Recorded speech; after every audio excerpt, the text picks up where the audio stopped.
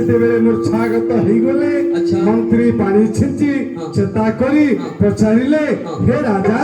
ଆପଣ ପୁରାଣ ଶୁଣୁଥିଲେ କାହିଁକି ମୂର୍ଚ୍ଛାଗତ ହେଲେ? ରାଜା କହିଲେ ହେ ମନ୍ତ୍ରୀ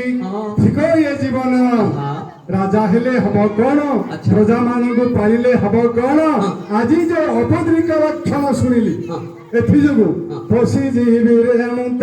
ଝାଡବନ ତପସ୍ୟା କରିବି ରେ ଗହନ କାନନ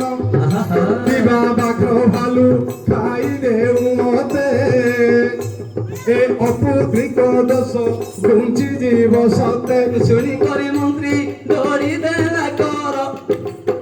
ଶୁଣନ୍ତୁ ଦଣ୍ଡଧର କହୁଛି ଏଥର ଯଦିଓ ପୃଥିବୀ ବର ଦେଲେଣି କହି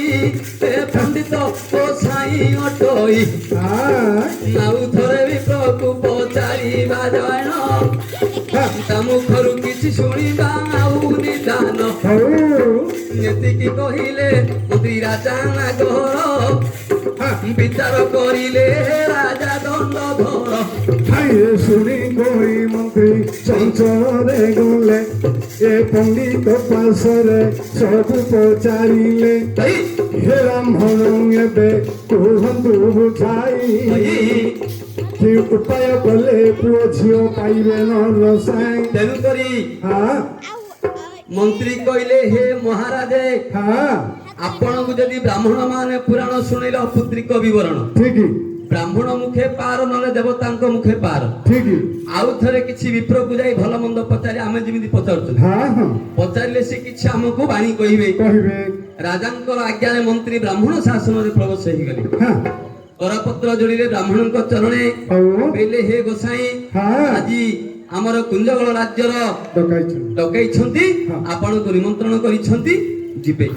ଯେମିତି ବ୍ରାହ୍ମଣ ମାନେ ଶୁଣି ଆନନ୍ଦିତ ହେଇଗଲେ ରାଜା ଯଦି ଡକେଇଛନ୍ତି ତାହେଲେ ଆଜି ଆମକୁ କିଛି ଦାନ ପୁଣ୍ୟ ମିଳିବ এইভଳି ବିଚାର କରି ଦୁଇଟା ବ୍ରାହ୍ମଣ ତାଙ୍କର ବାଡ଼ି ଧରିଲେ ଦୁଇଟା ବୁଜୁଳା ଖାଣ୍ଡରେ ପକେଇ ରାଜ ଦରବାରକୁ ଯେମିତି ପ୍ରବେଶ ହେଇଗଲେ ରାଜା ଦେଖି କହୁଛନ୍ତି ହେ ବ୍ରାହ୍ମଣ ଦେବତା ଆପଣ ମାନଙ୍କୁ ଆମର କୋଟିଏ ପ୍ରଣାମ। ତାହେଲେ ଆପଣ ମାନଙ୍କର ସମାଚାର କଣ ଆପଣ କେମିତି ଚଳୁଛନ୍ତି ଆପଣଙ୍କର କଥାଟି ଆଗେ କୁହ ତାପରେ ଆମ କଥା କହିବୁ। ବ୍ରାହ୍ମଣ ମାନେ କଣ କହିଲେ ଭାଇ आहे नृपव